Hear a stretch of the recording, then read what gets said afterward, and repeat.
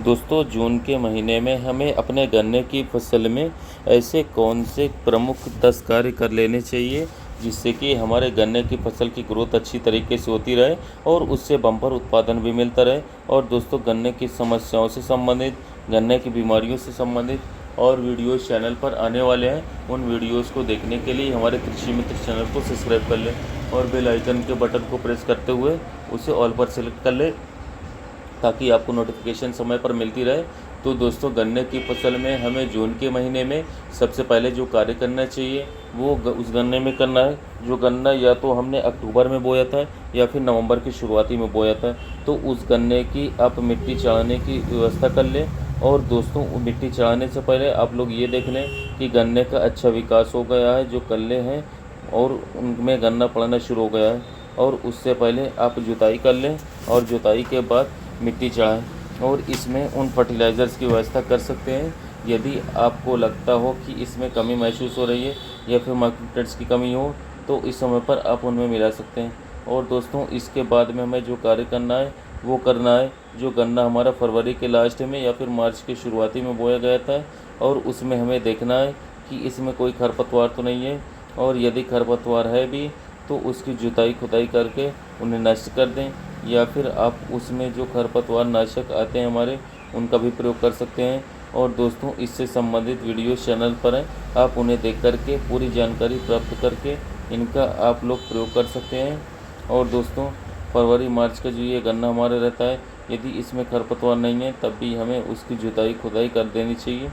ऐसा करने से हमारे गन्ने की फसल की जो मिट्टी है जड़ों की वो भुरभुरी हो जाती है और इसके साथ साथ उससे हमें ज़्यादा कलने मिलने की संभावना बढ़ जाती है और गन्ने का विकास अच्छे तरीके से हो जाता है। और दोस्तों एक काम और हमें करना है, यदि आपने इस समय के बोए हुए गन्ने में अभी तक नाइट्रोजन की पूर्ति नहीं की है तो आप लोग नाइट्रोजन की पूर्ति के लिए यूरिया का प्रयोग कर लें और यूरिया का प्रयोग करके आप उसकी सिंचाई करवा दें। और दोस्तों पांचवा जो कार्य हमें कर लेना चाहिए प्रमुख कार्य वो उन खेतों में करना है जो खेत हमारे साथियों गेहूँ कटाई के बाद बोए गए। यदि हम देखते हैं तो उसमें कहीं खाली स्थान है, कहीं पर जमाव कम हुआ है और इसके साथ साथ बहुत दूर तक खेती कर ले नहीं है 3 फीट 4 फीट 5 फीट तक, तब हम उसमें जो है उस चीज़ को भर दें, अर्थात जो खाली स्थान है उसमें हम नर्सरी की रोपाई कर दें यदि हमारे पास नर्सरी तैयार है या फिर आसपास कहीं पर मिल जाती। और यदि दोस्तों में नर्सरी नहीं मिलती, हमारे पास नर्सरी की व्यवस्था नहीं है, तब हम उसमें 2 आँख वाले टुकड़े गन्ने के दबा दें, उससे खाली स्थान भर जाएगा और हमें जो उत्पादन मिलेगा वो पूरा मिलेगा और उसका हमें फ़ायदा भी देखने को मिलेगा। और दोस्तों इसके बाद हमें जो गन्ना 60 दिन का हो गया और उस गन्ने में हमें ज़्यादा ट्रेलिंग के लिए यदि उसमें ट्रेलर्स की कमी है, कम ब्यात है, कम कल्ले निकले हैं तो उसमें आप इथीफॉन 39% एसएल का प्रयोग कर लें। इससे संबंधित वीडियोस भी चैनल पर है, उसे देख करके पूरी जानकारी प्राप्त कर सकें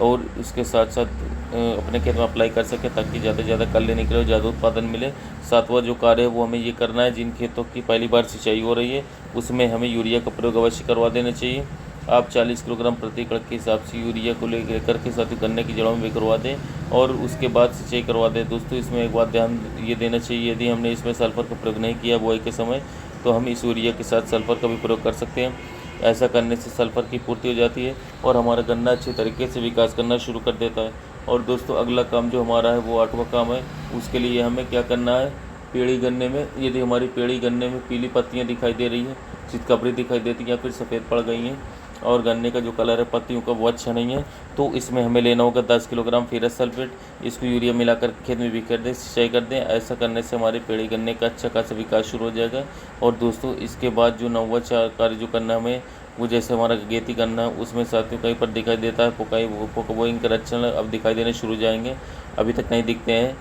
उसमें हम पहले ही कार्बेंडाजिम प्लस मैंकोजेब का इस्तेमाल कर लेते हैं 500 ग्राम प्रति एकड़ के हिसाब से 2 लीटर पानी में घोल करके, तो हमें उससे अच्छे परिणाम देखने को मिलेंगे। इसमें पोकाबोइंग आएगा ही नहीं और जहाँ पर है भी तो वहाँ पर ख़त्म हो जाएगा और हमें इससे अच्छे रिजल्ट मिलेंगे। और दोस्तों इसके बाद में जो हमें दूसरा कार्य करना है वो कार्य करना है अपने गन्ने की फसल को विभिन्न प्रकार के कीटों से बचाना है, क्योंकि जो आने वाले टाइम है इसमें विभिन्न प्रकार के जो टॉप बोरर हो गया है ऐसे कीड़े जरूर आएंगे। उससे बचाव के लिए रस्सू से कीट के बचाव के लिए बहुत अच्छा समय है कि जो हमारे गन्ने किसान भाई खड़े हैं उसमें हम पुराजन, फर्टेरा, वर्टागो जैसी दवाएं या फिर और कोई अच्छी दवाई है जिसका असर लंबे समय तक रहता है, उसका प्रयोग करवा दें तो इससे हमें फ़ायदा देखने को मिलेगा। और जब हमारे खेत में ये टॉप बोरर वगैरह की समस्या ये आएगी नहीं, तो हमें उसका ज़्यादा उत्पादन मिलेगा, क्योंकि हमारे गन्ने की लंबाई ज़्यादा बढ़ेगी, मोटाई ज़्यादा बढ़ेगी। तो दोस्तों आज की वीडियो में बस इतना ही। अगले वीडियो में मैं फिर मिलूँगा नए वीडियो में नए टॉपिक के साथ।